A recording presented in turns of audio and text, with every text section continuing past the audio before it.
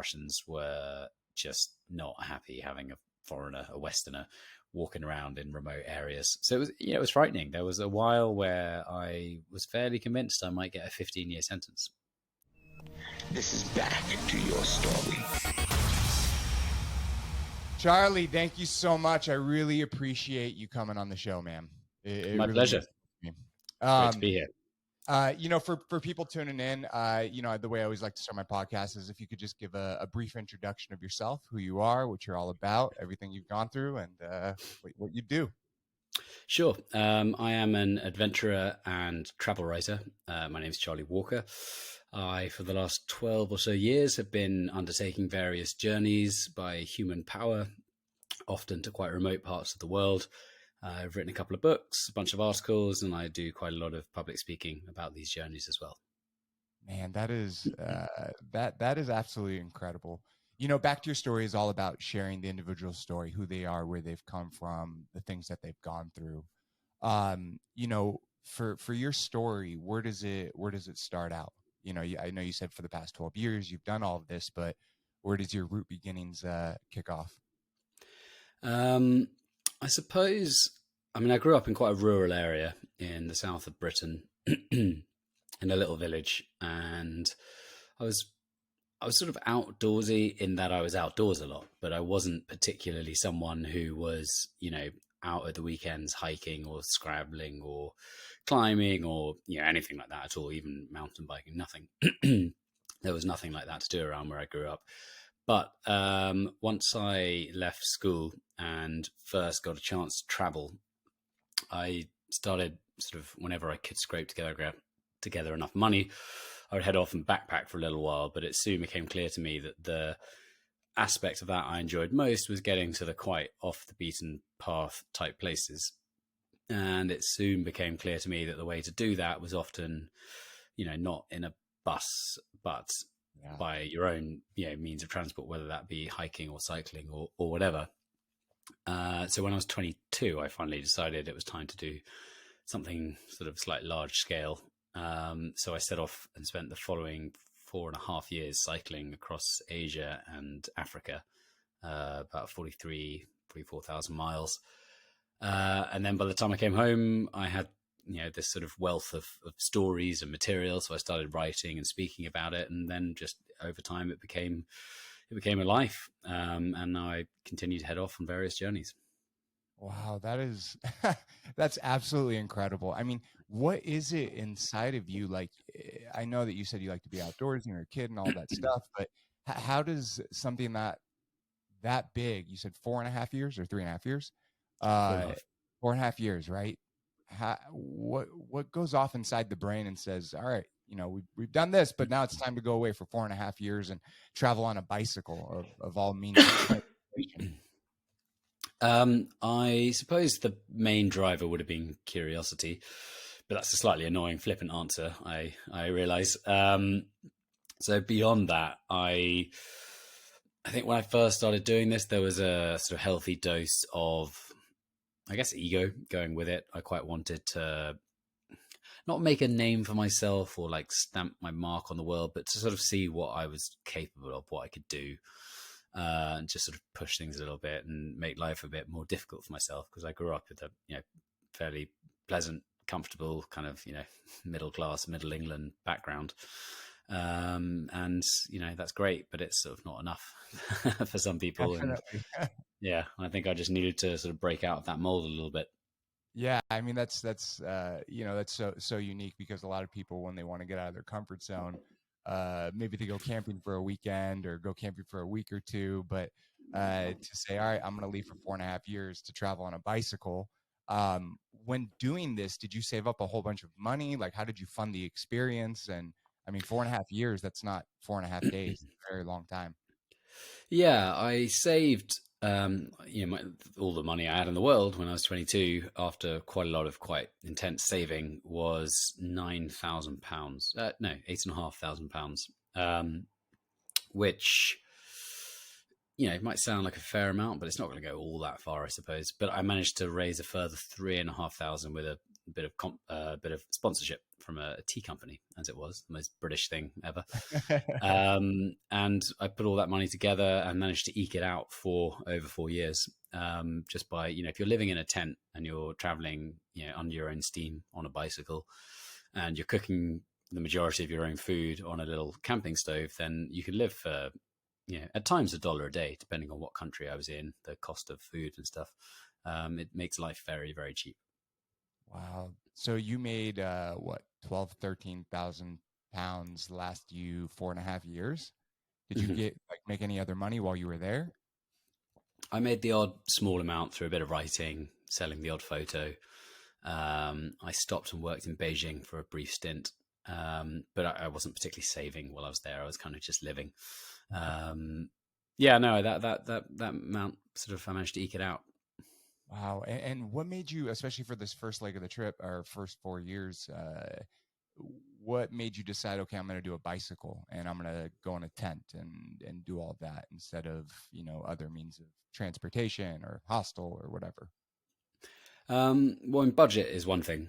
Yeah. It costs nothing. In fact, there was a 3-week stint early on when I was cycling sort of up through Sweden, the length of Sweden, and in Scandinavia, they've got this system for recycling called pant.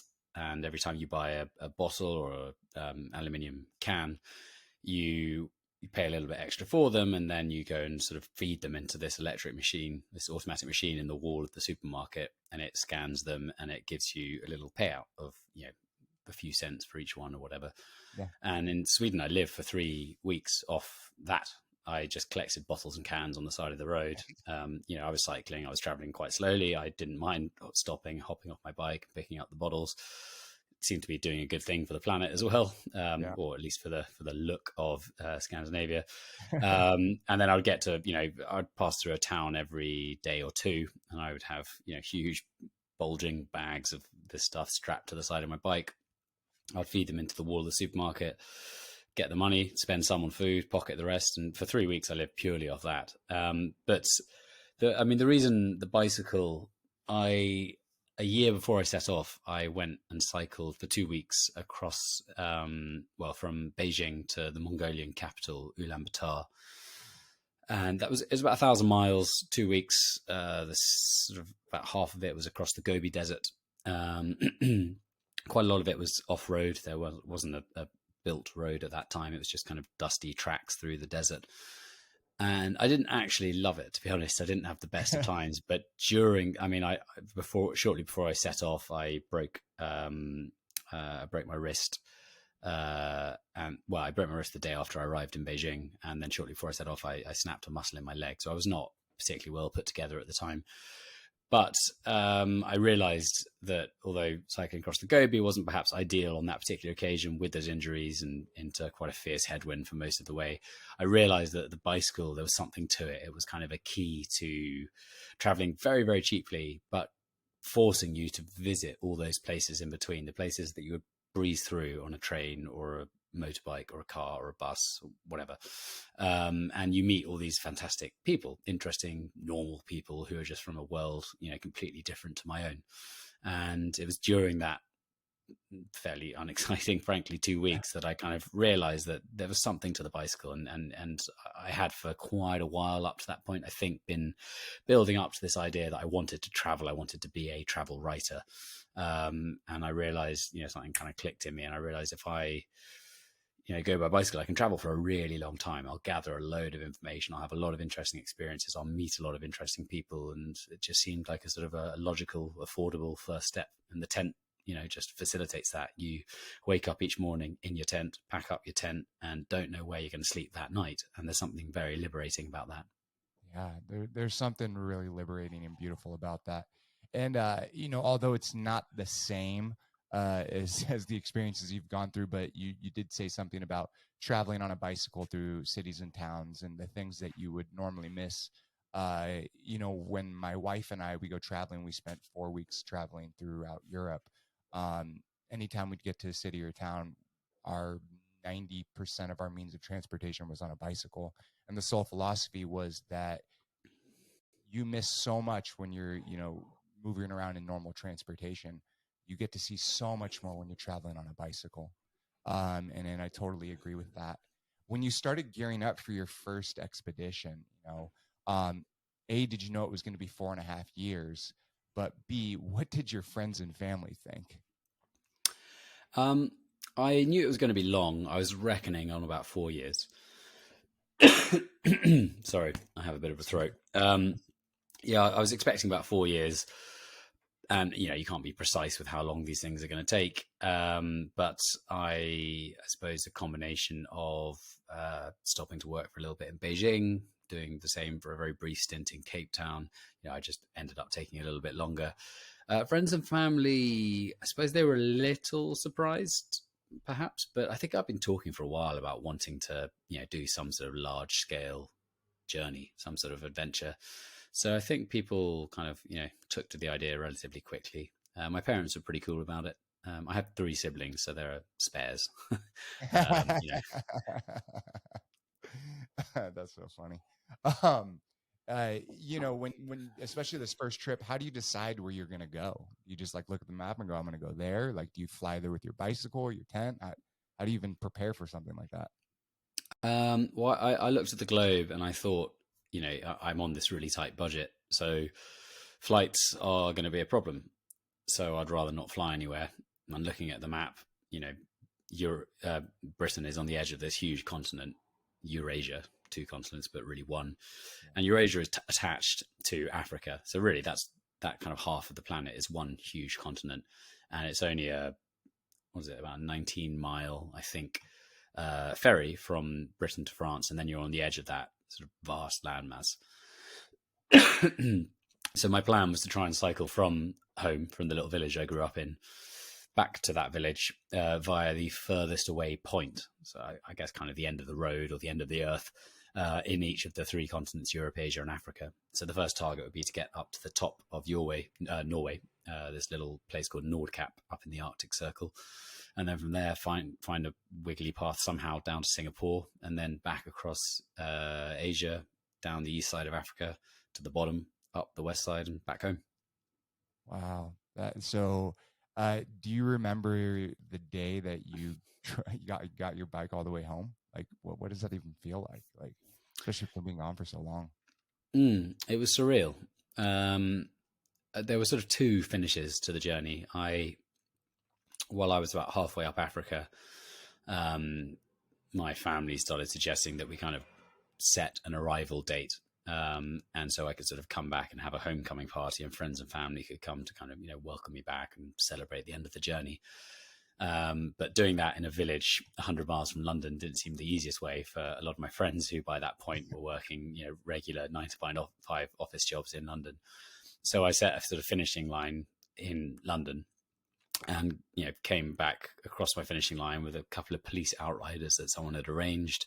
They shut down quite a busy thoroughfare in the middle of London, and sort of on this weird Thursday evening at 7 p.m, suddenly this usually very busy road was silent, with just me and 2 police outriders with their blue lights flashing. And I turned into this residential street, and there was 100 people there to welcome me back, and we had a big party. It was a lot of fun. It was dry, beautiful November evening. And then the next day I kind of wallowed in a horrendous hangover, and the morning after that I woke up and just started the final 100 miles down to the village where I grew up. And so that was a much more kind of muted experience, I suppose. The last year of my life had been, well, really the last 4 years, but just the last year had been cycling through jungles in Central Africa and across the Sahara Desert and rushing up through Spain and France. And suddenly I was just slowly pedaling down through very sort of bucolic British countryside under grey skies, past sort of, muddy ploughed fields. And then cycle back into the village. A few people who were aware that I would be doing so kind of, waved out their windows in the couple of villages before I got back. I think they were sort of aware through the local paper who I was. And then I got back to my parents' home and sort of, had a cup of tea and a really long shower. And that was kind of it. It was anticlimactic, but a huge relief. And by that point, although the whole journey was amazing and I regret none of it, by the end, I was quite ready to stop, at least for a while. The last 6 months, about 6 months before I finished, I got quite ill in the Congo with typhoid fever and quite a severe strain of malaria at the same time, which I'm told sort of by doctors since then could have been, I was very lucky to get hold of antibiotics because that could have been quite serious. I was having intravenous drips twice a day for 10 days or something. And then after that, for the final 6 months, I had some sort of gut problems that had me pass out a couple of times. So I was ready to to rest. Definitely. So wait, where were you? What part of you said you were in obviously Africa when you got the malaria and typhoid fever? I was in DRC or the Congo. Yeah. What was that experience like? I mean, especially being so ill and getting the IV drips and everything like that. That'd be scary. Yeah, it was. I was with a friend at that point. This guy who I met in East Africa while he was traveling on a motorbike. He came to join me just for 3 months as we crossed the Congo. The Congo is huge. It's the size of Western Europe. The distance from the westernmost to the easternmost point of DRC is the same as from London to Moscow. And it's the same from the southern to the northernmost point. This country is absolutely vast. It spans most of Africa. And we were right in the middle of that. We'd spent the previous month in a dugout canoe, like a hollowed out tree trunk, just going down this very little known river that had rapids and hippos and crocodiles and waterfalls. And it was a really fraught time. We capsized a lot. Our boats sank a bunch of times. We saw a 5-meter crocodile that some villagers had just killed in a very, it was really, really like very remote. There are no roads in that area. No one else was stupid enough to travel up or down the river. It was just us doing that. But we thankfully managed to find a road. We left the river and found a sort of a series of kind of sand tracks that we managed to follow through the jungle for a while and eventually reached this town. By the time we arrived in the town, we'd been told by some guy we met in the south of the country that if we reached that town, we should go to the Greek Orthodox mission, the Greek Orthodox church that they have there, which is not something you necessarily expect to find in the middle of the Congo. A Greek Orthodox cathedral, in fact, it was. But we went there and we'd been told to go and ask for Father Stefan, I think it was. And we arrived outside having been given some directions. And my mate went in to sort of, by this point I knew I was ill. I didn't know exactly what it was, but I was really unwell. And when you're unwell and having to, get on in a car even sucks. But if you're really unwell and you're still walking or cycling under burning heat, it's worse. So my friend went inside to ask for this guy, and he came out, and I was just passed out in the sort of dust under a tree outside the entrance to the cathedral. And the Greek Orthodox priest, Congolese Greek Orthodox priest, said that he actually couldn't help us out, but his brother was kind of friends with the Catholic mission. And so we were driven across to the Catholic mission, and they managed to hire a nurse who I paid for the best part of 2 weeks to come and administer drugs. I mean, the sketchy thing was he would reuse needles, like my needles, but they would just be kind of, he would pull the tube out my arm and then just kind of hang it over the edge of the mosquito net, and then come back later that day, pull it down, sort of shake it off, and then just plug it straight back into my arm. So I think the risk of sort of sepsis or septicemia was probably greater than than dying from malaria at that point. But I mean, I could hardly walk. My friend had to, and we'd been for about 6 weeks. We'd only passed through tiny little villages. We'd really struggled to get enough food. We'd lost so much weight, and suddenly we were in an actual city in the Catholic mission where they had a good kitchen that was well supplied, and the city was connected by roads, albeit not good ones, but actual roads, mud roads for the best part, to the capital, quite far away. And so suddenly there was all this great food to eat, and my friend would sort of sit next to my bed, just stuffing his face with fried chicken and potatoes and whatever else, and I would just kind of watch enviously, unable to really eat anything, with no appetite. It's weird being envious of someone eating when you have no appetite. Of course. And I was a little bit delirious for a while, and then there was a very strange sensation I had whenever I lapsed into sort of half dreams, half sleep. I would have this kind of the sensation that all the flesh had withered away from my legs, and that when I sort of rolled over, my shins were just kind of bones scraping across each other. And some people have that strange kind of haptic reaction to. For some people, myself, for instance, like fingers on cotton wool, it's kind of weird and soft, or polystyrene. There's various like fabrics or materials that just set your teeth on edge and make your collarbones ache. 100%. This sensation of these sort of bones rasping across each other, totally in my mind, in my sleep. That's the main memory I kind of hold from that experience. And still you continued to push on afterwards, which is incredible. Well, I was so close to the end by that point. I 6 felt like I months, just, right? yeah. I mean, I remember getting to Cape Agulhas, which is the southernmost point of Africa. It's quite close to Cape Town, probably a couple 100 miles from Cape Town. And I remember getting there, and it was the third of these goals that I wanted to reach: Nordkap, Singapore, Cape Agulhas. And at each one, I'd turned around my bike. I remember at Nordkap turning around my bike, and in my sort of mind's eye, I pointed the front wheel vaguely in the direction of Singapore and started cycling, even though it was kind of literally on the other side of the world. And Cape Agulhas, I did the same in Singapore, pointed north, started cycling again. Cape Agulhas, I turned the bike around. I had this really strong sense of being on the home straight. If you're on doing, you guys call it track and field, or athletics as we call it, and you run 400 meters, which I've always thought is quite a sadistic distance to have to sprint, but there we go. Yeah. But you get around that second bend in the track, and suddenly the finishing straight opens up before you. You can see the finishing line. You just got to keep going that little bit more, and you're going to get there. And weird as it sounds, I had that feeling when I turned my bike around at the bottom of Africa. I kind of thought, I've got to keep going that little bit more, and I'll get there. And although that little bit more was a year and about 10,000 miles, as it turned out, I just kind of knew I was going to have to finish it.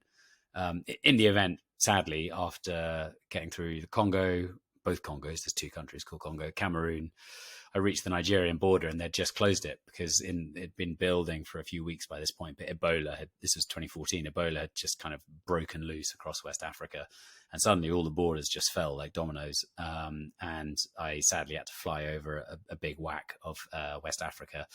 There was just no other way through. I was hemmed in Cameroon. To one direction there was Ebola, in another direction there was a Islamist insurgency in Niger, and then the other direction in Central African Republic there was a civil war. So it was just a total dead end.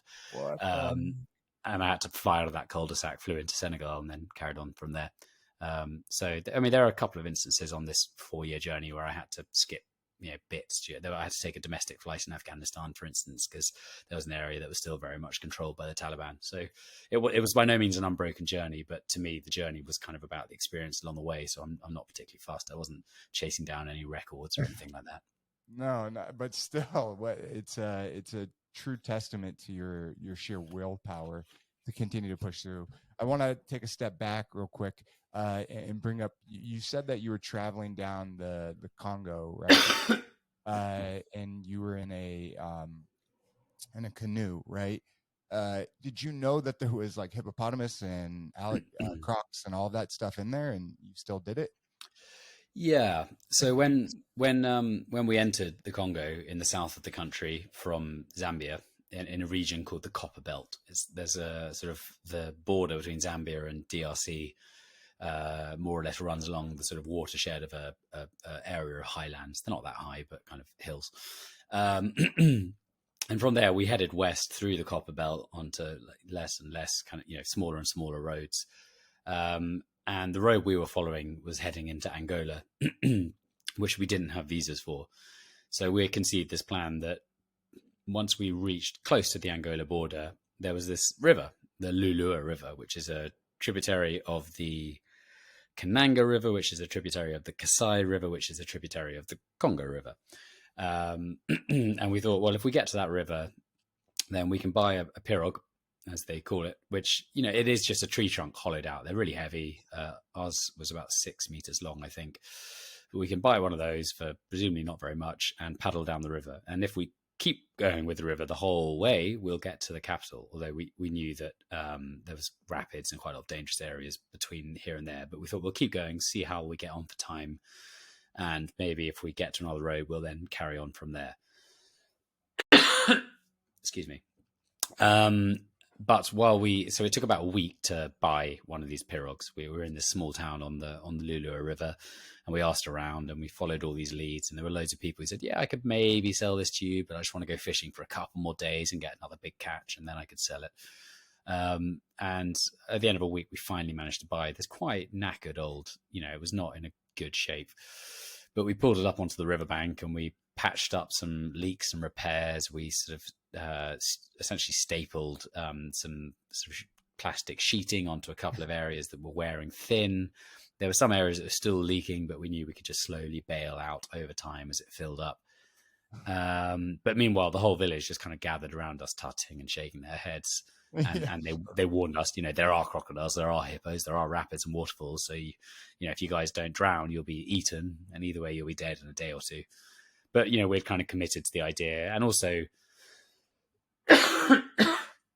pretty much wherever I went in the world, I would regularly hear people say, there's a lot of, I suppose, understandably, a lot of just caution, negativity out there about doing things that are a little bit outside of the mold or don't fit the mold. I mean, just with safety in general, like when I was in Romania, I remember the Romanians saying, "Oh, you're going to Bulgaria? That's crazy. They're savages." And then I got to Bulgaria and they said, "Oh, you're going to Turkey? That's nuts. Those people are mad." And then in Turkey, they said, "You're going to Iran. The mullahs will kill you." And then in Iran, they said, "You're going," just everyone was scared of the place next door. And it's sort of the same on a village scale in the Congo. We were warned about wildlife, and there was wildlife. We heard hippos a bunch of nights. We only saw this one crocodile, thankfully. We were told that they are around. Where there's one, there's definitely more. And we were warned about kind of, dangerous people in neighboring villages or other villages further down the river. And we had a couple of slightly sort of frosty run-ins, but by and large, we got through absolutely fine. People were pretty friendly. We just sort of muddled our way through it. That is incredible, man. You are definitely a very unique individual. Most people in my life that I know would not even think about ever doing something like that. So it's truly incredible. The next thing I want to bring up is that you decided to go through Afghanistan, right? What was going through that back in 2014? What year was this? That was 2012. 2012, shit. What was that experience like? I mean, especially a war-torn country. And I mean, I know you went through a lot of different places that had their own issues going on, but somewhere like Afghanistan, like, how do you even mentally prepare for that? Like, were you nervous, scared? I was nervous. I was excited as well. I think I was more excited because I was nervous and because I knew that it was hopefully not necessarily a foolish thing to do to go there, but definitely a slightly risky thing to do. I was, the fact that the place has had so many problems makes it more interesting, I suppose. It's you turn on the news at night because you hear about frankly, all the awful things that are happening in the world or in your own country, because that's more interesting than hearing about how, Chippy, the local squirrel, skateboarded down a street and everyone watched. Which is often, I believe in American news, they have a little happy bit at the end of the news or a funny bit, which nowadays is just Britain, look at them. So I managed to get a visa in Kyrgyzstan for Afghanistan. And there was nearly 2 months perhaps after I got my visa before I actually entered. So it was kind of building, in my mental periphery, I guess, on the horizon at the back of my mind was this kind of looming challenge. And so 2012, obviously a lot changed last year in Afghanistan, but back in 2012, the war was still very much on in the south. In fact, while I was there, a couple of my friends were fighting with the British Army in Helmand province. And, all advice, of course, said don't go. But I'd read that bits of the north are safe to visit. And I just kind of wanted to see, what this place was actually like. I was sure that, most Afghan people would just be normal people like anywhere else, despite the fact that their countries had, such a shit time. Crossing the border was kind of intimidating. I arrived at first. Well, actually, I camped just a kilometer away or something in Uzbekistan from the border. Turned up, On the Uzbek side, they searched everything. They really thoroughly went through all my bags. I had a big beard at the time. I think I was starting to look a little bit like someone that could just be a kind of generic Kurdish freedom fighter or something like that. I wasn't like cultivating this look. It's just kind of what I'd come to look like. I had like long hair. I bought a headscarf to cover up my sort of head and face as best I could once I got into Afghanistan. And I cycled over this bridge, this iron bridge, the Friendship Bridge, which is, it's called the Friendship Bridge, but it's what the Soviets built to invade the country over back in the 80s, and over which they withdrew in 89. And the first town was quite a chaotic place. I didn't hang around. I cycled straight through it, the border town. The border was all towers of sandbags, coiled razor wire, men with guns everywhere.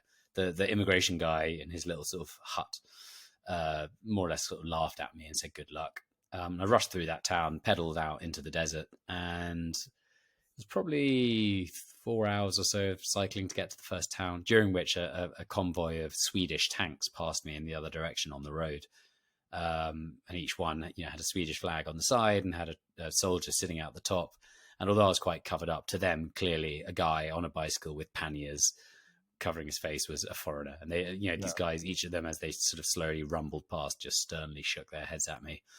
But then I reached Mazar-e-Sharif, this first city, and I had arranged through a website called Couchsurfing to stay with a couple of nice people there.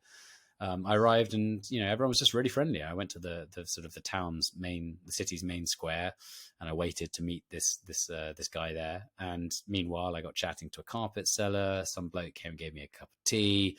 I managed to buy a local SIM card from someone just with a little sort of cabinet he had set up on the side of the street. And like, just my shoulders dropped. There was still that kind of tension. I still knew it was a dangerous place. I still knew that there were Talibs in the area. There'd been a big blast. Actually, I saw the sort of charred, scorched hole on the side of the street where this IED had gone off about 2 weeks earlier. But generally, people were just getting on with life. They were all a bit nervous. There was kind of tension in the town because the Germans were about to withdraw about 3 weeks later. 3 weeks later. They withdrew while I was in the country. And they were the biggest presence in the north. So for them at that point, there was, of course, it's nothing like Kabul last year, August, September last year. But there was that slight sense of who's going to fill this power vacuum when they go. Are the Afghan National Army guys going to be strong enough to hold? Obviously, 10 years later, it proved that they were not. Or, that it's a complicated story. We probably shouldn't go into it now. But it was fascinating. People were really friendly. I met loads of great people, but everyone I spoke to, bar none, said, I want to get the fuck out of here. I have no interest in being here. And I remember one taxi driver, I spent a couple of weeks in Mazar-e-Sharif, maybe 12 days or something. And this taxi driver I was chatting to, and via this bloke I was staying with who was translating, and he was very friendly and very chatty. But via translator, he said, my life's greatest wish, my one dream, is to fuck a Western woman. And I was like, Jesus, that's pretty intense. And I thought, is this just some bloke with his libido wanting to play out some fantasy, whatever it is? And then he elaborated. He said, because Western men fucked my country, so I want to fuck one of their women. And it then became a much more kind of depressing, still a horrifically misogynist sentiment, but a much more depressing, thought in that Afghanistan is now under the control of the Taliban. Again, it was a 20-year sort of failed experiment. We all know this. Absolutely. Would life have been better had they not gone in there in the first place? It could be argued both ways. But it's not a very edifying thought. No, it's not. It's not. Have you ever read No Good Men Among the Living? No. Who wrote that? Will you pull that up really quick, Tyler? Tyler, it's called No Good Men Among the Living. It is by far one of the best books I have ever read on anything but on Afghanistan. And he's pulling it up right now. It's No Good Men right there. Yeah, where you just click on one of those things. This is the book right here, and it is by Anand Gopal. Yeah, Anand Gopal. and it's America, the Taliban, and the war through Afghan eyes. And so what it does is it follows. Anand goes out to Afghanistan and for a very long time interviews like a woman, an ex-Taliban member that then becomes a Taliban member again, and just all these different individuals. And I'll just kind of read this. What does that say? Um, it's a breathtaking chronicle acclaimed journalist Anand Gopal traces the lives of 3 Afghans caught in America's war on terror. He follows a Taliban commander who rises from. It's just hard for me to read that. Will you read that, Tyler? Yeah. He follows a Taliban commander who rises from scrawny teenager to leading insurgent, a U.S.-backed warlord who uses the American military to gain wealthy and power, and a village housewife trapped between the two sides, the cost of neutrality. Through their dramatic stories emerges a stunning tale of how the United States had triumphed in sight in Afghanistan and then brought the Taliban back from the dead. Thank you. Yeah, that's it is by far one of the just most riveting stories I've ever read, and it gives you a real understanding of the sheer terror and chaos that America brought to Afghanistan. And it's so crazy because in the beginning, we were really accepted, and things could have gone well, and it could have changed everything. But we then put power in the hands of individuals out there that just wanted to destroy their enemies, and it wasn't about bringing a more peaceful, more prosperous area. It was just it was amazing. So if you get a chance to read it, yeah, I'll check that out. Yeah, definitely. I mean, as soon as you end up with a situation where General Dostum is the vice president, then things have really gone off the rails. Just like straight up warlords were put into exactly. or elected through a sort of limited and flawed democratic process. Who knows? But I mean, it's something that I still find incredibly depressing, as I'm sure lots of us do. And it's also, especially in Britain, with the complete sort of domestic political maelstrom that we're currently in the middle of, Afghanistan's entirely fallen off the radar, and more so perhaps because of the invasion of Ukraine. But I mean, there's a humanitarian crisis unfolding there that is really, really bad, and is going to get worse. And we're heading back into winter again, and there's going to be just incredible starvation, and no one's really looking at it. No, not at all. It's like we pull out with no plan, and it's just sheer chaos, and I feel terrible for the people over there. I mean, because just like you're saying, it doesn't matter where you go. Like where you go, people are just people. It doesn't matter China, Afghanistan, America, where Britain, wherever you are in the world, most people don't give a shit about all these other things. It's their lives that they have to worry about. It's not all these geopolitical hot points that are constantly blasted in the news 24/7. So it makes sense that you going out there, there was a lot of good, and I understand. Listen, man, I understand what that guy said. Like I it's fucking crazy, right? But yeah, what Westernized culture, American culture has done to those poor people, it's terrible. And yes, the Taliban and all of that do the same, or do similar things, not at the level that I think Americans have done over the past 20 years. But it's a real sad situation, and I wish more people were talking about it. Yeah, no, definitely. I mean, it's well, yeah. We shouldn't hang on about Afghanistan for too long, but it's so incredibly nuanced. It's very easy to be totally isolationist about it, which is was Trump's approach, for instance, and say, well, who are we to impose the ideas of women's rights and human rights on? But human rights are universal. Of course. But then people would potentially argue in reverse that universal as agreed by a Western-led UN or whatever, blah blah blah. But I mean, there are and were things that were right to be addressed. The method of doing it was completely wrong. That's it. And the execution might have started off well and then gone way off track later on. The consolidation and the kind of return, the transfer of power back to Afghan hands was slow and clumsy. And the other thing is troops were sent out essentially on hearts and minds operations, given no language training, no cultural training. They were just, ripped out of West Point or wherever, or British equivalents, dropped in the middle of the desert in a country with culture and language so incredibly alien to them. And inevitably, I believe most of them tried their best to do what they could, or did what they thought was the best thing to do. Right. But they were just not prepared, and that's a administrative failing. They were not prepared. They didn't know how to do or what to do. That just the whole strategy and approach was, in my very humble opinion, way off. I agree. I 110% agree. All right, we'll definitely go back to your story. So going through Afghanistan, going through all of these experiences, how, especially with the first 4.5 years, it's got to be like, I know your friend came out with you for 3 months, but like, it's got to be lonely at times. Like, how do you even like contact your family, friends back home? I know you said you got a SIM card. Like, how do you deal with that, especially on long journeys?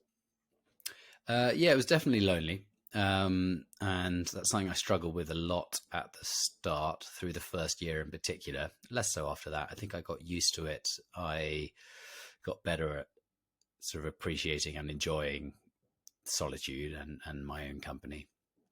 But there were times, about 7 months in, I spent a month and a half crossing Tibet in the middle of winter and didn't really have a conversation for the best part of 2 months. And that was hard. Sometimes I would go almost a week without speaking a word out loud at all.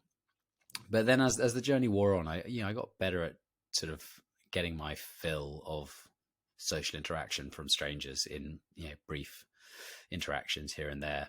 And I didn't have a phone for the first couple of years, and quite liked that aspect. But then later I picked one up, and then would use a local SIM card occasionally to kind of meet up, to reconnect. You meet someone in the market and they're really nice, and they say, "Oh, hey, take my number," and then you meet up a few days later. That's really nice. Yeah. But with regards to my family, I kind of emailed as and when I could. Used Skype occasionally. This was that sort of window, 2010 to 2014, was just a bit before the whole sort of smartphone revolution. Yeah. I think if anyone was to do the same trip again now, they'd be able to quite easily, particularly with the sort of proliferation of wireless, or phone signal, 3G, yeah. 4G, whatever, in rural parts of the developing world. I think nowadays you'd be able to kind of have a video chat on WhatsApp with your family every night if you wanted to, but that certainly wouldn't have been the experience I was particularly looking for. No, not at all. And there's something really beautiful about being detached from technology for so long, and being able to continue to push yourself further and farther, especially during some of those lonely periods. When you got back, a lot of times it's two sides of the same coin, meaning like when people go to war, right?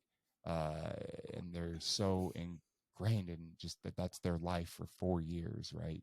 4 years, however long the tour is for them. And then they come back. Reality is very hard to deal with. Being away from everything that you knew for so long, and then coming home. Did you deal with depression, just different anxiety, any issues like that? Not really. I mean, firstly, and I'm probably a little better at this these days, but I had quite a sort of buttoned up upbringing. So if I had been sort of depressed, I don't think I would have said or thought about it. But I also think that the journey involved so much of constantly adapting to new circumstances. And I've been away long enough that by the time I came back, home was another new circumstance that I was sort of, flexible enough to quite quickly adapt to. I didn't hugely struggle, and I managed fairly quickly, sort of within about 9 months, to sort of build a life and a career that suited me, that involved a reasonable level of travel, but a little bit more kind of settled, stability than I'd had before. But I mean, not massively, frankly. And yeah, it was just a sort of, it was a slight pivot, but I didn't particularly, I think everyone expects to struggle hugely after something like that, but I actually found it quite seamless. Oh, that's amazing. So when you get back, right, you start to build this life for yourself and all that. How then do you start to plan your next trips? I knew I wanted to keep doing journeys. Yeah. And I wanted the next thing I did to be obviously shorter than 4 years, but still something quite significant. And I wanted to do something that had some sort of purpose to it, I guess. My previous journey, the purpose was very much kind of aimless wandering, essentially. But I wanted to do something with a bit of a theme. And in 2015, it was 2015, 2016 was a really interesting time in the UK. There was, well, we had the build up to the Brexit referendum, which was a really interesting time where a lot of people spoke about the idea of sovereignty and the idea of cultural identity and continental identity. And at the same time, you had Trump vying to be elected for the first time, and he went. I think most people have almost forgotten this now, but almost his entire election campaign was based on building a wall or a fence along the Mexico border, which of course was an absurd, doomed endeavor. And he quietly dropped it, I think. Yeah. I believe a sort of a 50 mile, didn't like a 2 mile demonstration stretch was built, and people tunneled under that or something. Yeah. Yeah. But that kind of brought to mind the idea of borders and boundaries. And I'd been aware for a long time of the slightly odd nature of the kind of perceived border between Europe and Asia. And so I decided it could be interesting to travel the length of that supposed geographical divide and see what people thought of it, who lived along it, whether they were aware they lived on a supposed boundary, whether that meant anything to them, and whether they self-identified as European or Asian or neither or both, or just Russian or Kazakh or Georgian or Turkish or whatever. So I decided to try and travel the length of this border. It's about 5,500 miles. The first sort of section, the first leg, was the length of the Ural Mountains by ski. So starting up on the Arctic coast of Russia, way up in the north, in winter, in February, in the Arctic, sort of minus 40-ish conditions. Wow. Ski for 3 months. I did this with a friend from America. We skied for 3 months down through the mountains. There was just no one there. It was totally empty. At one point, we went a week without seeing no people, but also no traces of people, no buildings, no fences, no settlement, nothing. Then we kayaked in a tandem kayak for 2.5 months from the southern foothills of the Ural Mountains, 1,500 miles down this river called the Ural River, which flows out into the Caspian Sea, from where we picked up bicycles and then cycled the final 2,500 miles through the Caucasus and along the Black Sea coast in Turkey, and finished in Istanbul at the end of that. And by the end of it, basically no one we've spoken to gave a shit about this idea of a border at all. So although it was arguably a futile endeavor from that perspective, I do now feel, and I'm speaking kind of, in brief here, but I do regularly give sort of hour-long lectures essentially and put forward a case for doing away with the concept of Europe as a continent, because it's a divisive concept, and people in Asia don't really think of it in the same way as we do. In Europe, we have this quite sort of exceptionalist view of ourselves, much like perhaps the US for sure. Regards to Mexico, yes, or whatever. Of yeah. course. And in Britain, we've taken it one step further. Absurdly, for the last 6 years, we've decided that we are exceptional compared to all these incredible advanced, social democracies in the western north of Europe. But yeah, that was the next big journey. That took about Wow. 8 months. Uh, yeah, definitely. I have this like philosophy that yeah, borders are freaking crazy.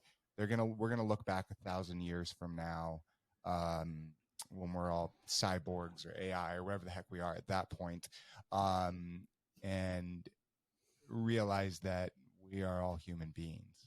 Like that's who we are, and these borders All just separated by a series of yeah, firewalls. and our monkey brains don't allow us to look past how far we have come as a civilization. It's just mind blowing to think that these made up walls and borders uh, define us, and it causes so much pain and so much strife. And although as a civilization we've advanced so much, we still have these like tribal brains that we cannot see past. And all nations are flawed for sure, but if you look down at what we are, we're all humans, and if we work together, we can achieve so much better, so much greater at such a faster rate. And if there really are aliens out there, which I do believe, they have become far more advanced than we are, and probably have a similar mindset like we're talking about right now, or at least I'd like to think that. Yeah, and if there are aliens out there, then we're the aliens as well. Yeah, of course, we're all aliens, right? So yeah, definitely, I see how you go through that journey for 8 months, and no one gave a shit. I totally get that. That being said, what was it like now experiencing a long journey, not 4.5 years, but 8 months, but having someone by your side compared to doing it by yourself? Definitely different. And we didn't know each other particularly well when we started, which made it, I guess, a little bit more challenging.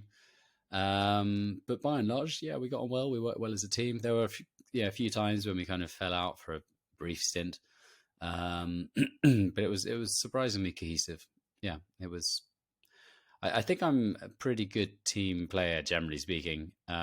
It's perhaps, I mean, most of the things I've done, most of the journeys I've undertaken have been by myself. But I think more for the reason that often it's a bit of a chore to find someone else who wants to do these things. So I'm quite happy just to go off and do them myself rather than spend, an extra year casting around trying to find someone who's interested. Yeah, definitely. You said at the first leg of the trip that you were skiing. What did they like? How did that even start? Where did you fly to first, and then how you skied for so long?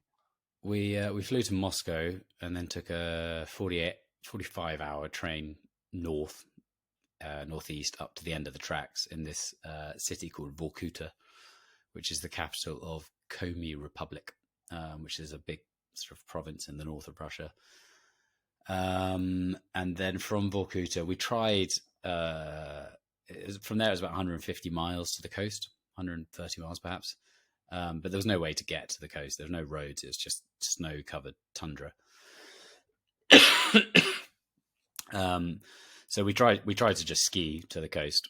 So we took an extra bunch of supplies, ski up to the coast, then turn around, ski from there into the mountains.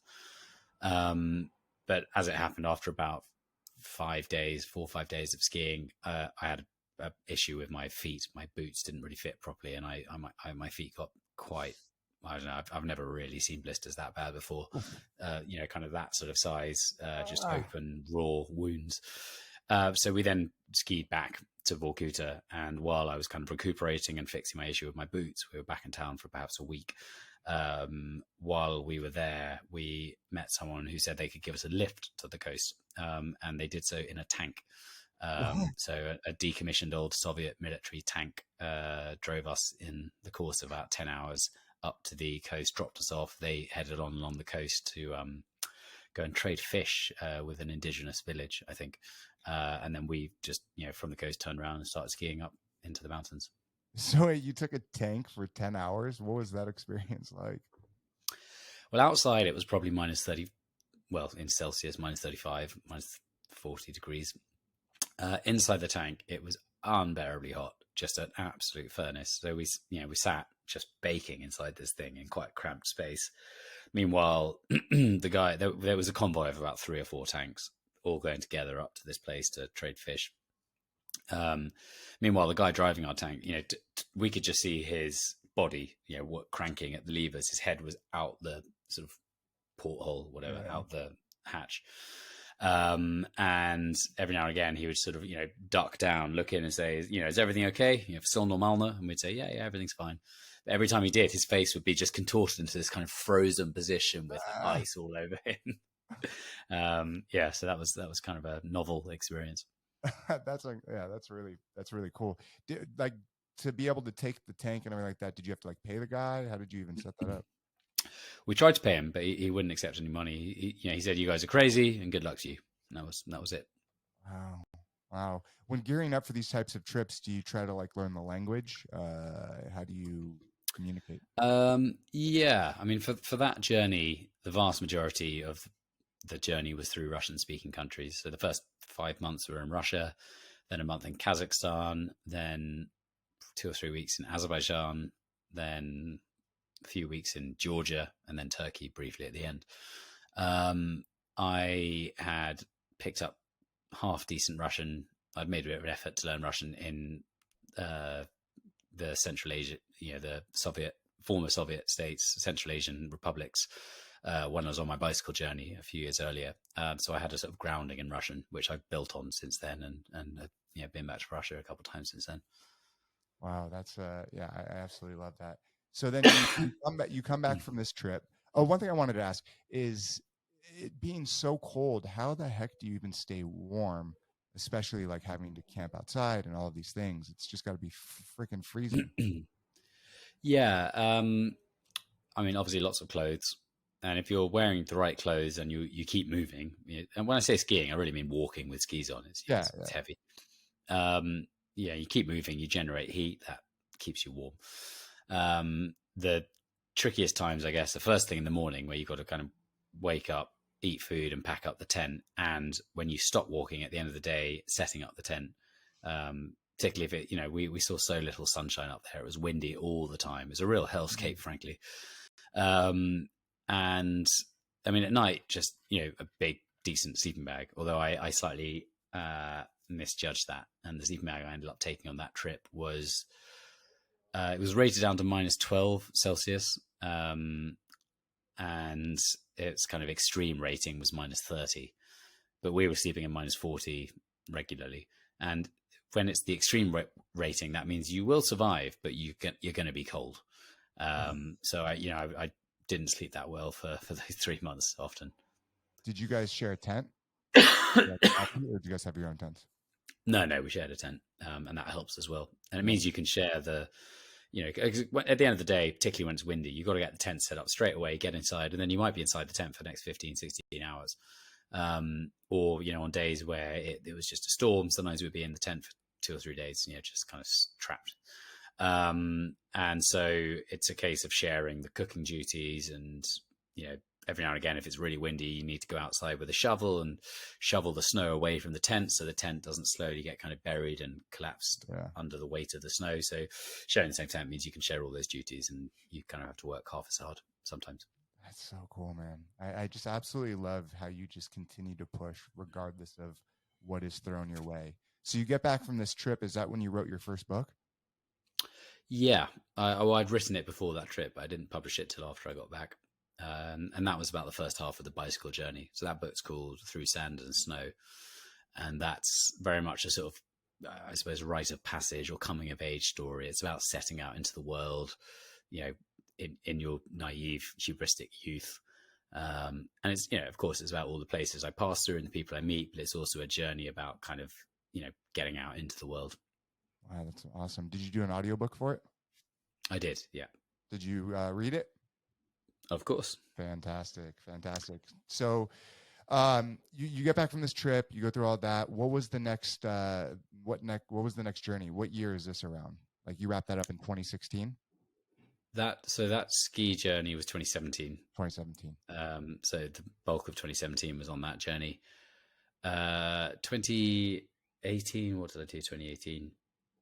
2018, I actually ended up just doing quite a lot of sort of tour guiding around Central Asia. So taking groups up to the Stans, to Iran, and to Afghanistan again.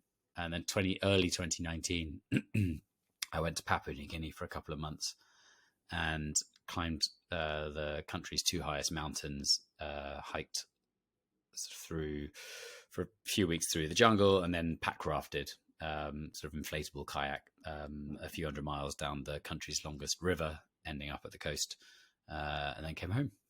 And you did it all by yourself?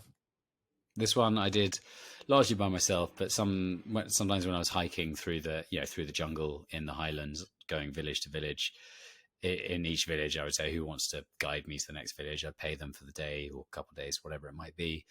And the next village I'd pick up someone else, largely because, I mean, they're just tiny little footpaths that if your eye's not trained, you just lose them straight away. And if you get lost in that jungle, you're not coming out.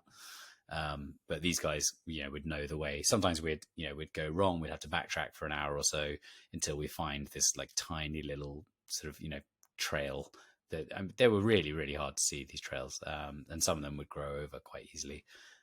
So without a guide for some of it, I would have been pretty stuffed. Wow, that's incredible, man. And what is Papua New Guinea like? The people, the culture, all of that. It's a fascinating place, really, really unusual. For starters, there are about 750 languages. But this is a country with 10 or 11 million people. So historically, people have lived in such isolation that the terrain is so rugged, so hard to travel through, that you have instances where tribes lived in a valley in isolation for centuries, maybe millennia, without really having any contact with the neighboring valley. They would, in some places they lived totally isolated. There's a lot of violence. It's a very dangerous place. Tribal violence, sexual violence. The towns are kind of plagued with gangs of sort of guys who turn up from the villages thinking the town is some promised land, and then when they get there they realize that actually it's very hard to survive because you no longer have a patch of garden as you do in the villages. So you can't grow your own food, so you need money to buy food to survive, and there's no work. So there's everyone's got a sort of a 2-foot long machete blade. Everyone's walking around with those all the time. There's now quite a lot of guns in the country. So that's all the negatives, of course. The homicide rate in the capital is, I believe, the world's highest. So it is a very dangerous place, but just culturally, it's fascinating. These tribes that have remained untouched for just so long. The highlands, where there are a few million people living, were believed uninhabited until the 1930s, when some people flew a light aircraft over it and realized that people lived up there. And it turned out there was 1 million people living up in the mountains on this island with no idea that they were on an island and that there were people living on the coast of that island, let alone that beyond that island was the whole rest of the world. They just thought where they lived, surrounded by these mountains, was the entire world. Wow. And totally Stone Age societies. And yeah, the place is fascinating. People are very, very frank, friendly, open. The kind of lingua franca that has sprung up is a sort of pidgin English, so you can talk to people pretty much anywhere and learn their stories. So yeah, it's a really interesting place.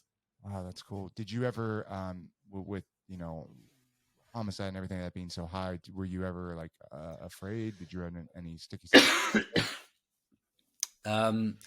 There was one time in a small town in the Highlands, Goroka, when it was a Sunday, and I was staying with this Australian for a couple of nights. This guy, he was working for a sort of zoological based charity, and I went into town to go to the cash machine, the automatic bank, which was kind of in a booth. The bank was obviously shut, but there was sort of a booth attached to the bank where you could go in, get money out, and then come out. And when I came out, and I'd only taken out about probably $40 worth of New Guinean kina. And when I came out, these 3 guys with their machetes, rascals as they're called, came and sort of stood around me, and they said, "Hey, boss man, can we have some money?" And I said, "Sorry, I need it." And they said, "Oh, but we have the bush knives, so give us the money." And at that point, you kind of have to either give them money or say something that's going to help. And it came to me to say, what day is it? And they said, well, it's Sunday, boss. Everyone calls white people boss. It's uncomfortable, but there it is. And I said, yeah, exactly. This is the day of the Lord. It's a day for praying, not for robbing. And they all went, oh yeah, sorry, and just walked away. So the missionaries have really gone to town in Papua New Guinea. So it's a very Christian country. And I think this just kind of, to them felt like their parents scolding them for, being bad people or something. And they left me alone. No way. That is, I can't believe that worked. That's awesome. I mean, it had to be a very scary situation.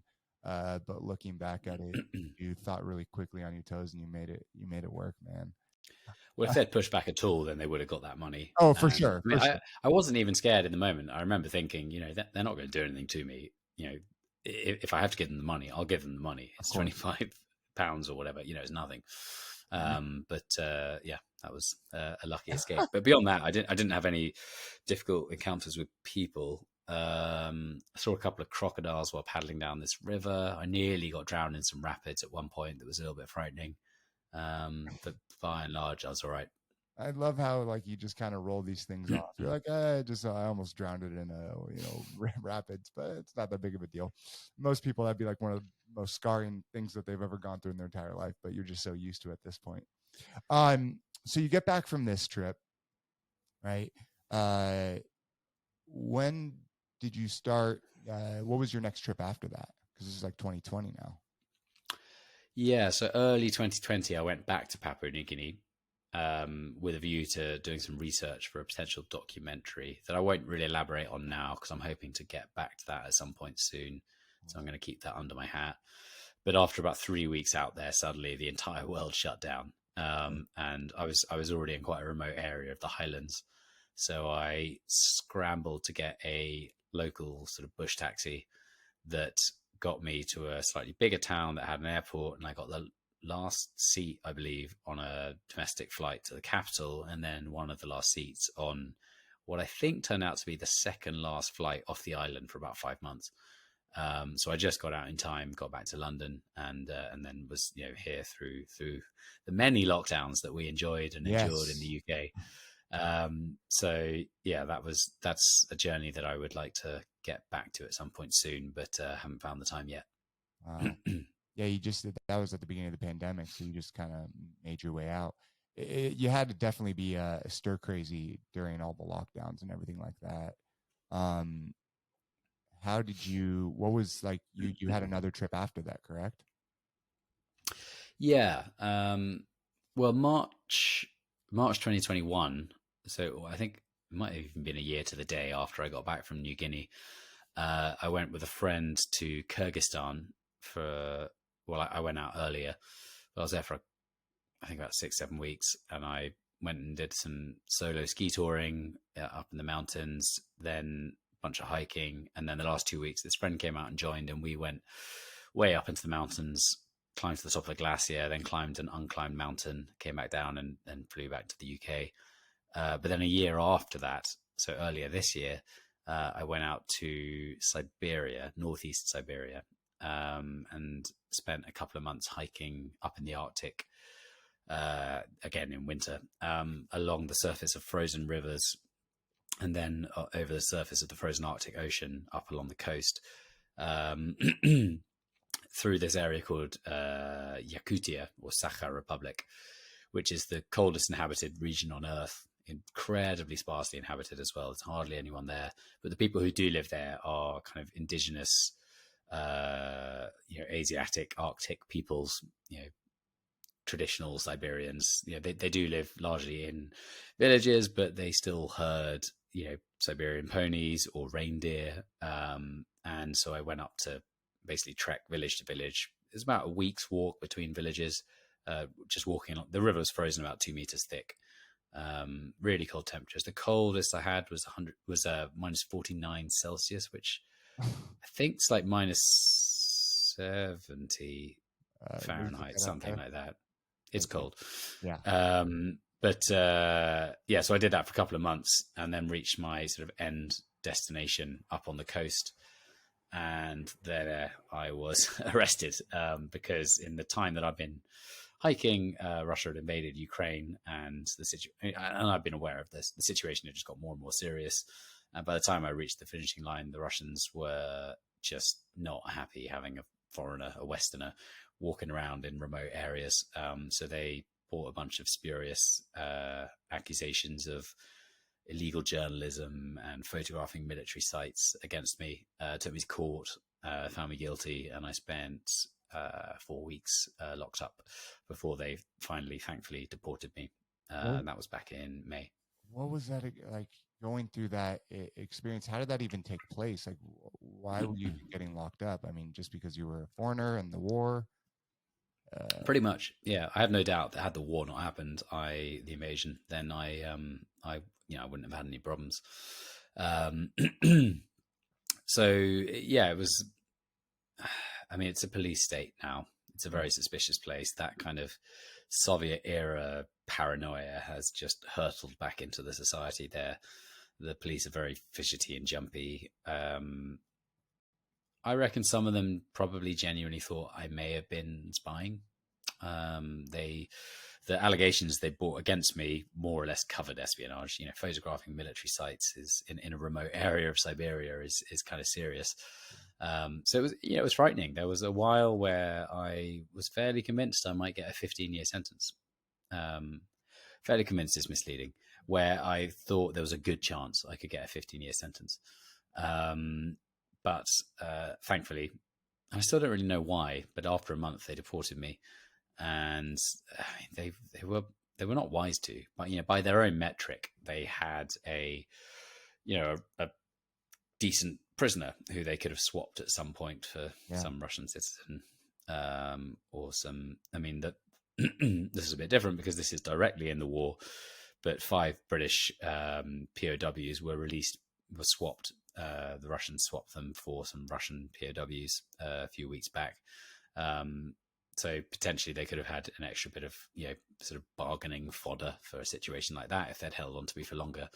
Thankfully they didn't. I think it probably worked to my favor that I was quite so far away. If you go to Pyongyang and then go about 2,500 miles north, that's kind of where I was.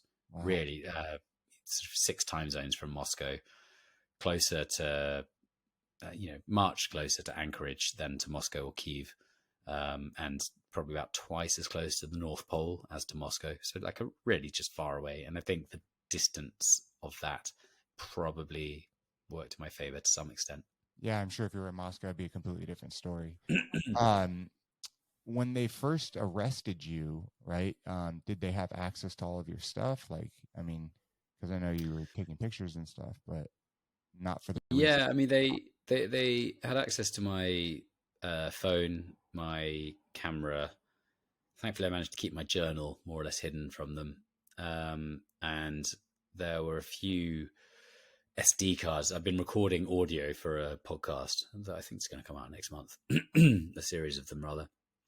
And that involved a lot of my thoughts about where I was, the people I was meeting, but also about the political situation in Ukraine, or the military situation. And the SD cards for those I hid, and thankfully they never got hold of those. I mean, they were in their possession for a month, but they never found them. They were kind of quite well hidden. Had they found those, I think I would be in a lot more trouble. Yeah, absolutely. I don't, because like usually like when you go to jail, especially like in the States or whatever, they search all of your stuff. How are they able not to find your SD card or your journal?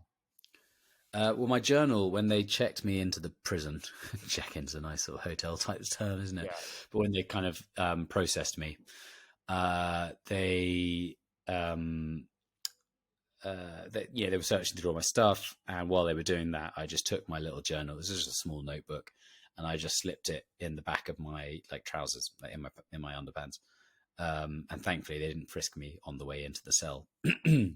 They did then, for the following month, frisk me every day and search the cell.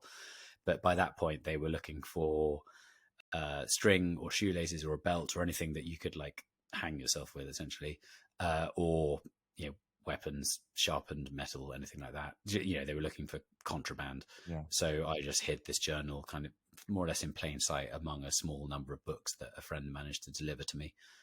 The SD cards, I unscrewed when you've got like an adapter socket plug to, adapt from a US plug to a UK plug, for instance. I had one of these for Russian to British, and I unscrewed and opened that up. It was white plastic, and then in little scraps of white paper, I folded up these little micro SD cards and slipped them inside. So even if someone had opened them, they opened the plug, they wouldn't necessarily have seen them, or certainly not right away.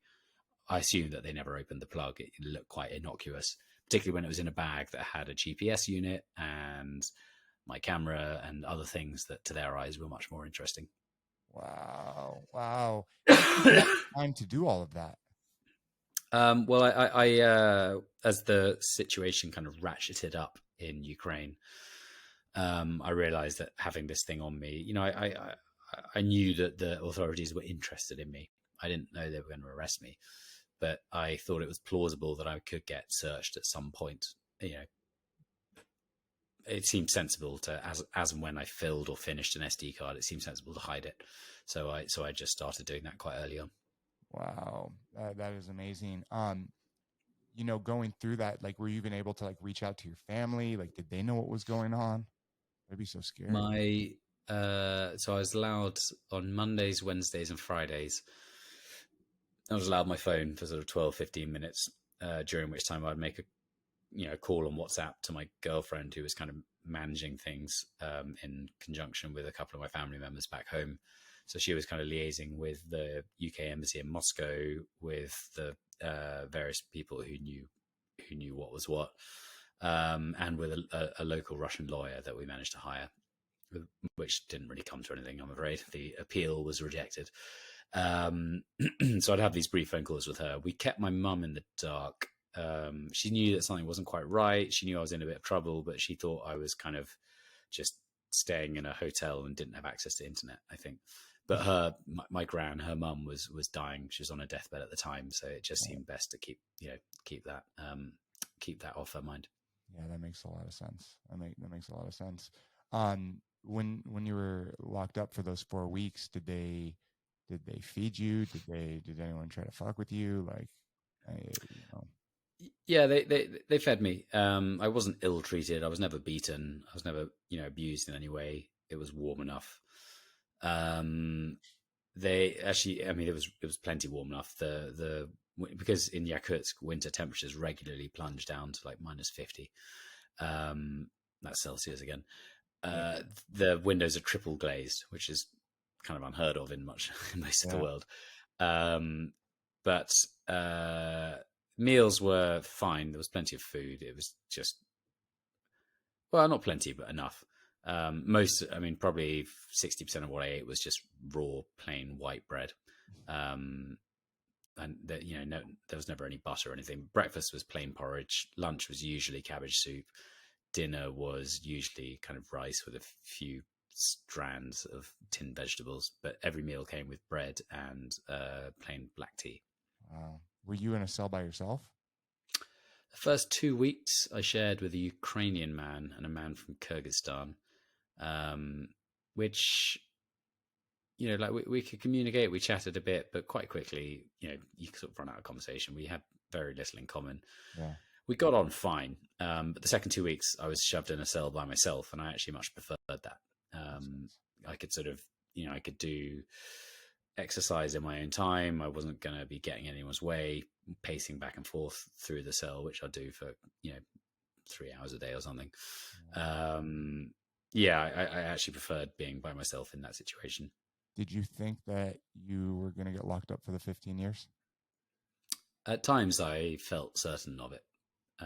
Sometimes I just felt it was a possibility, and sometimes I felt optimistic. Yeah, I'm going to get out of here soon enough.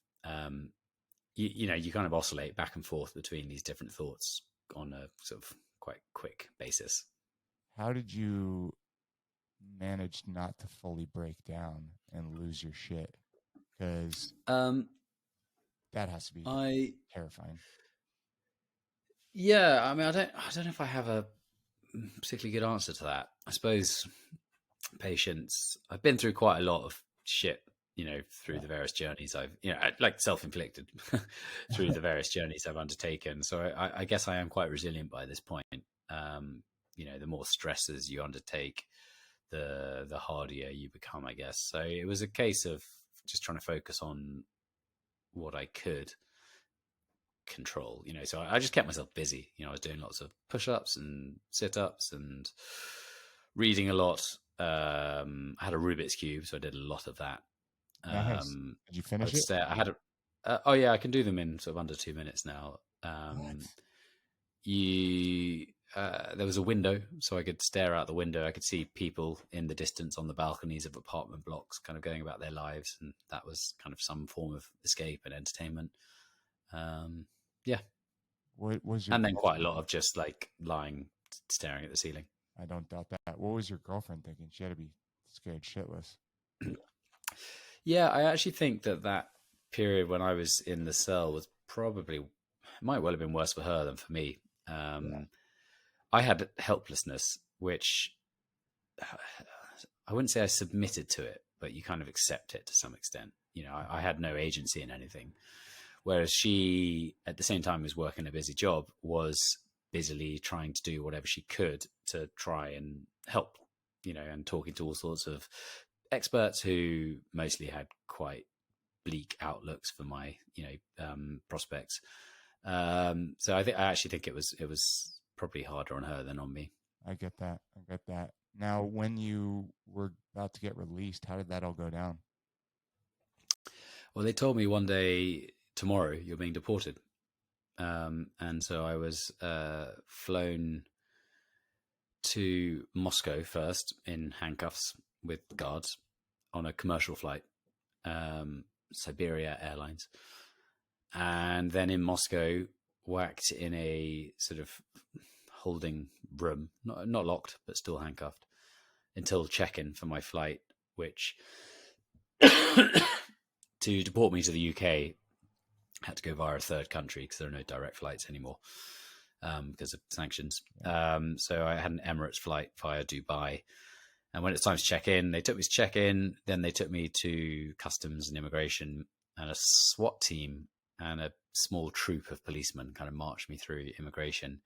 And then I was uncuffed and I was given my phone back. And I thought, oh, I'm done. It's over. I'm going home. I'm sort of through immigration. I'm kind of, in some sense, out of Russia. Yeah. Not technically, but in some legal sense, I suppose. And then quickly I was like diverted into this like extra security process where they got hold of all my bags again, went through everything, found my journal, which thankfully I'd thought to redact when I was in the cell. So I'd crossed out lots of stuff. There's lots of black scribbled pen all over it.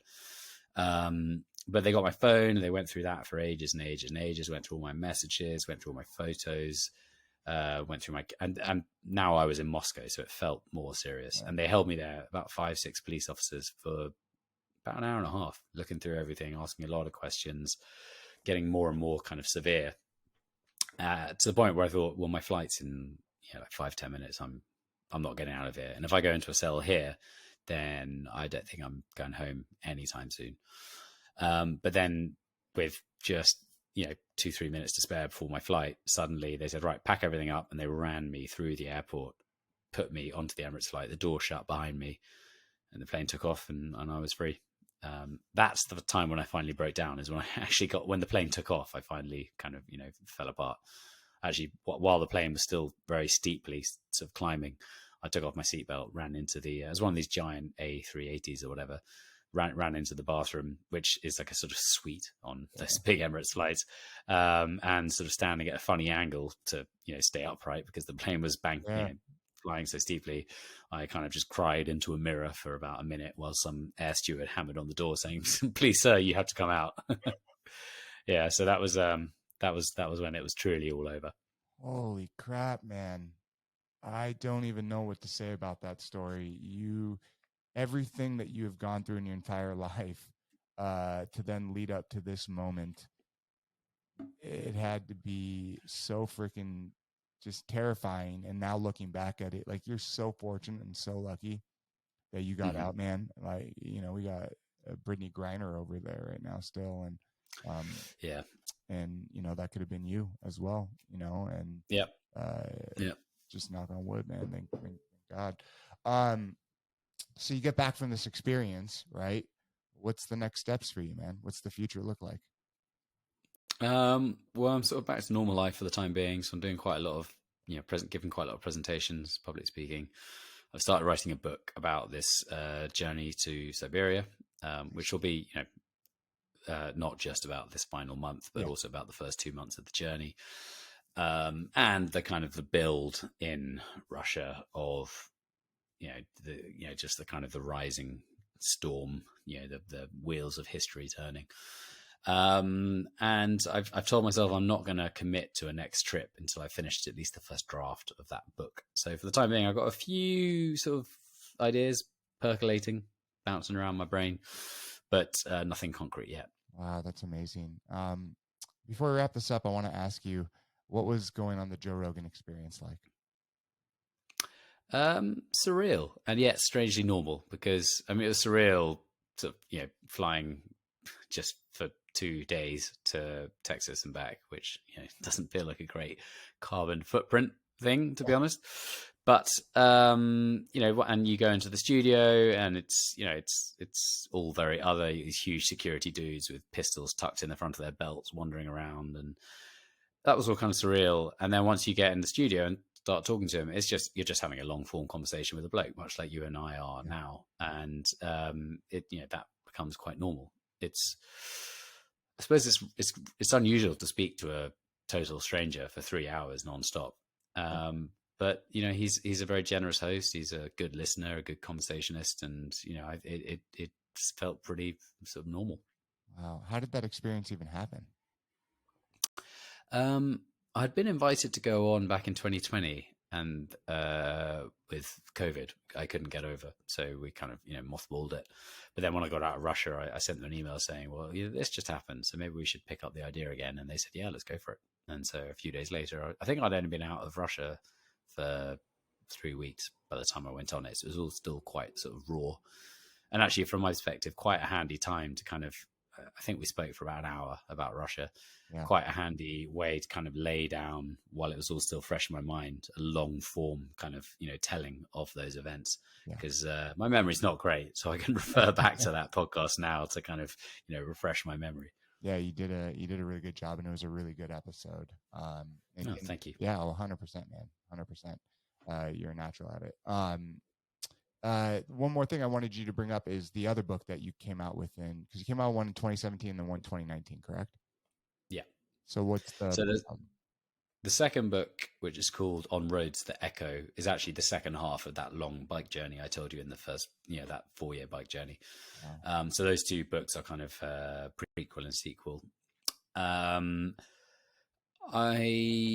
think after this Russia book, I'll probably write something about Papua New Guinea. I'm always a little bit behind with books. They take that bit more time to kind of, and to build the time and space to get that writing done is hard when you've got all these other sort of travel dreams, floating around.